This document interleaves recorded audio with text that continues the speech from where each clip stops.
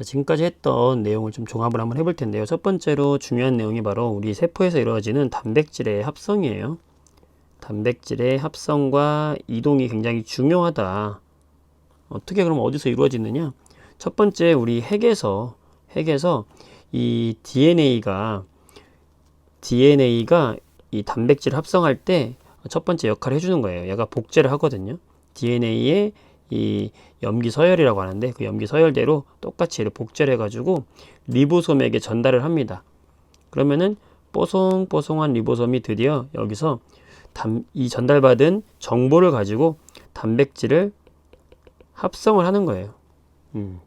합성을 하고 이 합성을 한 다음에 자 이제 세포 밖으로 이 단백질을 보낼게 하는 거죠. 보내면은 우리는 소포를 붙여야 되잖아. 보내는 길의 역할이 뭐야? 소포체가 되는 거죠. 그래서 이동을 시켜서 소포체로 이동을 하고요. 그 다음에 운반을 하면서 이 골지체는 꼴찌, 이 역할 중에 제일 꼴찌에 있는 거죠. 골지체.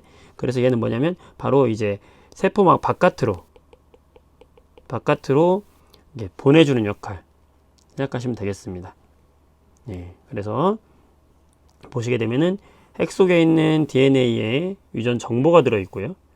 그 다음에 리보솜으로 전달하면 이 리보솜에서 단백질을 뭐한다? 합성하고요. 그 다음에 이 소포체는 골지체로 운반시켜주고 골지체는 이제 막으로 쌓은 주머니에 담아서 세포 밖으로 분비시켜준다.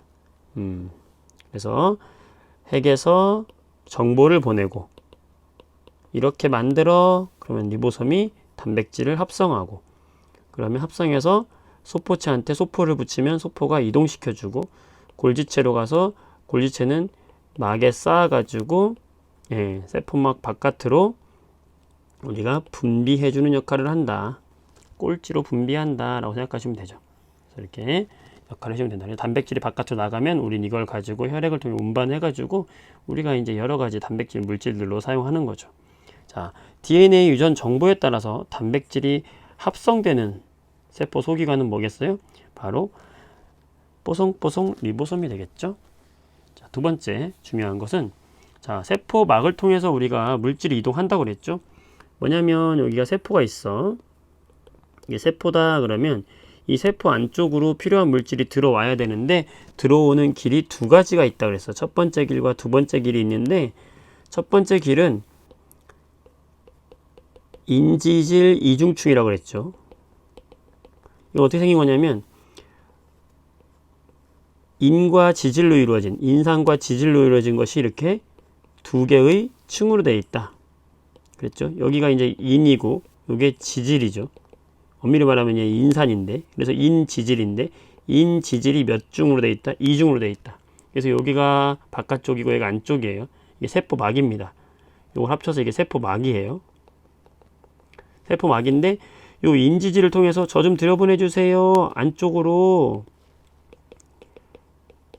바깥에서 안쪽으로 들어보내 주세요 하는 애들이 누구냐면 이 안으로 들어오는 애들은 굉장히 작은 입자들 있죠.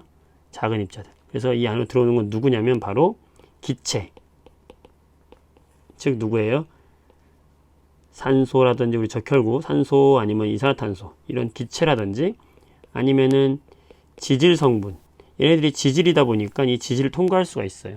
그런 애들이 들어올 수가 있고 두 번째는 뭐냐면 막 단백질 요 사이사이에 이렇게 인지질 이중층 사이사이에 큼지막하게 막 단백질이 이렇게 들어가 있는 거죠. 그래서 얘가 들어오는 역할은 뭐냐면 좀 더 큰 애들, 그쵸? 그래서 누구? 포도당이나 아미노산, 기체 입자보다 훨씬 크잖아요. 이런 애들. 이런 애들을 우리가 세포 밖에서 안으로 넣어주게 된다라는 거예요. 자, 그래서 여기 보게 되면 산소 이런 애들이 인지질 이중층을 통해서 들어오게 되는데 얘는 농도 차이에 의해서 들어오는 거죠. 확산이죠, 확산. 농도가 높은 고농도에서 산소가 고농도야? 그러면 저농도로 쑥 들어오게 되는 거지. 그러면 농도 차이가 크면 클수록 물질 이동을 어떻게 되겠어? 잘하겠죠. 그래서 이렇게 비례한다는 거예요. 비례한다. 확산 속도가 빨라진다. 빨리 들어온다는 거야. 그런데 조심할 건 뭐냐면요. 막 단백질을 통한 확산은요. 어차피 농도 차이는 맞아요. 밖이 고농도고 안쪽이 저농도면은 안쪽으로 들어오는 건 맞는데 막 단백질 통해서 들어오는 건 맞는데 얘는 농도 차이가 커져도 어느 일정 농도 차 이상이 되면은 일정해진다. 왜 그럴까? 이게 중요한 건데 왜 그러냐면 바로 이 세포막에 둘러싸여 요 중간중간 껴있는 막 단백질 통해서 들어오는 거잖아. 근데 얘들의 개수에는 뭐가 있어? 한계가 있죠. 그러니까 아무리 농도 차이가 많이 나도 막 단백질이 내 역할을 다 하고 있어. 나 자동문 내 역할 다 하고 있어. 더 못 들어와. 그러니까 속도가 일정하게 유지가 되는 거예요. 그래서 중요한 건 바로 일정 수준 이상이 되면은 더 이상 빨라지지 않는다. 왜냐면은 막 단백질이 전부 일을 하고 있기 때문에 이 개수에 한계가 있기 때문이다 생각하시면 되겠어요.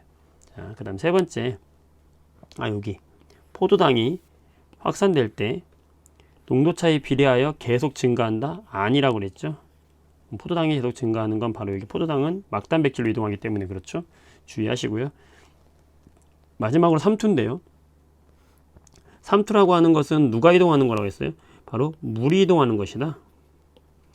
이 막을 통해서 누가 이동한다? 물이 이동하는 거예요. 물이 이동하니까 농도를 맞춰주기 위한 거니까 어디서 이들이 이동하냐? 저농도에서 고농도 쪽으로 물이 이동한다. 이게 삼투다. 그래서 삼투는 물이 이동하는 것이다. 그럴 때 여기서 농도가 높은 용액이 있고 낮은 용액이 있을 때 바로 낮은 용액 쪽에서 높은 용액 쪽으로 이렇게 이동하는 것이고 그러면 높이 차이가 생기죠.